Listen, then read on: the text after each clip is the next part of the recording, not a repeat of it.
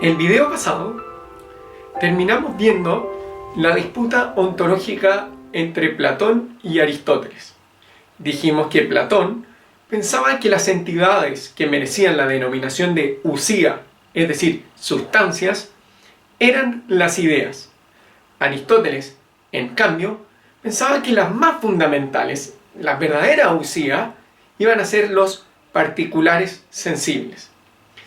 Ya, pero queda abierta una pregunta muy importante. ¿Y qué es ser una sustancia?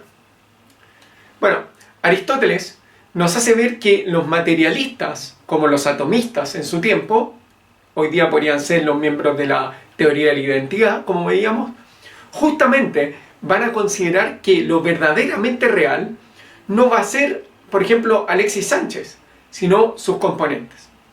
Así, Aristóteles va a decir: algunos piensan que la naturaleza o la sustancia de las cosas, que son por naturaleza, es el constituyente primero en cada una de ellas, algo informe en sí mismo. La naturaleza de una cama sería la madera y la de una estatua el bronce. Entonces, si los constituyentes materiales son lo más real, la sustancia, uno podría preguntarse, ¿no sucede entonces que Alexis Sánchez se convierte en una propiedad inherente, es decir, un accidente de los elementos materiales? Esto va a ser similar a la disputa contemporánea entre mente y cerebro, que habrá quienes digan que lo más real es el cerebro y la mente es solo un epifenómeno, un accidente de una determinada composición orgánica, una ilusión, o que la vida no va a ser otra cosa que la propiedad que posee determinada combinación de partículas. Bueno, Aristóteles, en el libro segundo de la física, justamente va a insistir en que los seres naturales individuales, llámese perros, plantas, etc., son las sustancias primeras y no son solo arreglos o epifenómenos de los constituyentes más elementales. Va a decir algo así: decir que las sustancias son los elementos materiales es como decir que el Hamlet, por ejemplo, es la propiedad que tiene una cierta combinación de letras. Y lo cierto, va a pensar Aristóteles, es que una peculiar combinación de letras es una propiedad que posee el Hamlet. Es decir, justo al revés, va a pensar esto. O sea, la relación mía con mi perro, la Rita, va a pensar Aristóteles, es una relación entre sujetos, no entre cerebros o nubes de partículas. De hecho, cuando alguien le pone nombre a su perro, realiza un acto de altísimo valor filosófico, porque con el nombre está designando todo el sujeto, al sujeto, y no una parte, a todo el perro. Y aunque ninguna parte de la Rita es el perro, cuando uno le hace cariño en la oreja a la Rita, está acariciando realmente a la Rita, porque ella de algún modo está en todas sus partes. Esto también es bien interesante.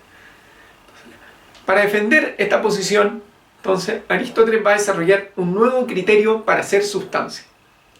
Va a decir que las cosas naturales son sustancias. Y uno dice, bueno, y esto conduce a muchas preguntas, porque, bueno, ¿qué es una naturaleza?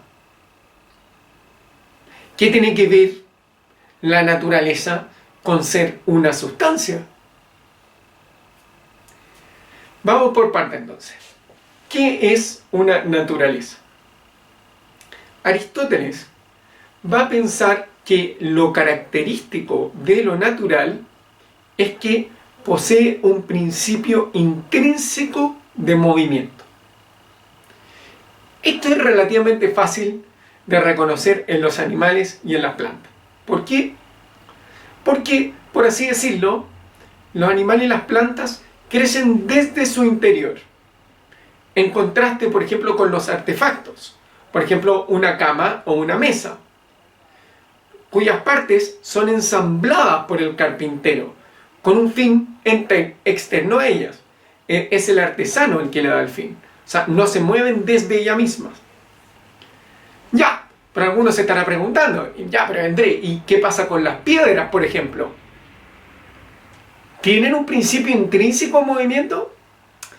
Esto sí, nos va a resultar un poco extraño hoy día, pero dentro de la cosmología aristotélica, los cuerpos naturales, digamos, no vivos, en este caso las piedras, sí tienen un principio intrínseco de movimiento.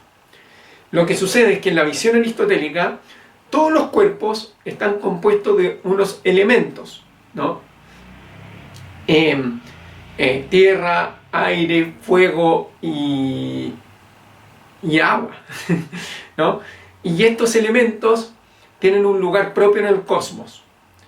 O sea, por ejemplo, cuando uno de estos elementos no está en su lugar, o cuando un cuerpo que tiene muchos elementos no está en su lugar natural, ¿qué es lo que va a hacer? Se va a mover hacia él, a menos que algo se interponga, ¿no? Esta teoría de los elementos es incorporada parcialmente por Aristóteles, porque finalmente, da lo mismo, es otro cuento, lo reduce a cualidades sensibles, ¿no?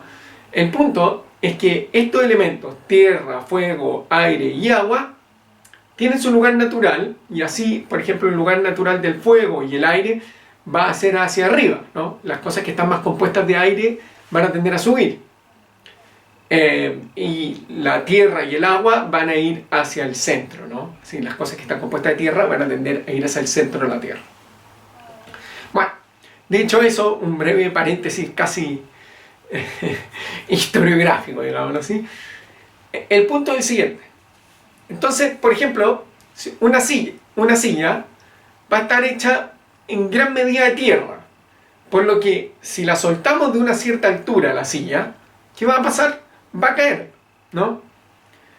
Pero el punto de lo que va a hacer recalcar Aristóteles, esto no va a ser un movimiento externo, obvio, pero ¿califica entonces como un movimiento natural? Uno tendría que decir que sí, ¿cierto? Pero Aristóteles va a pensar que no.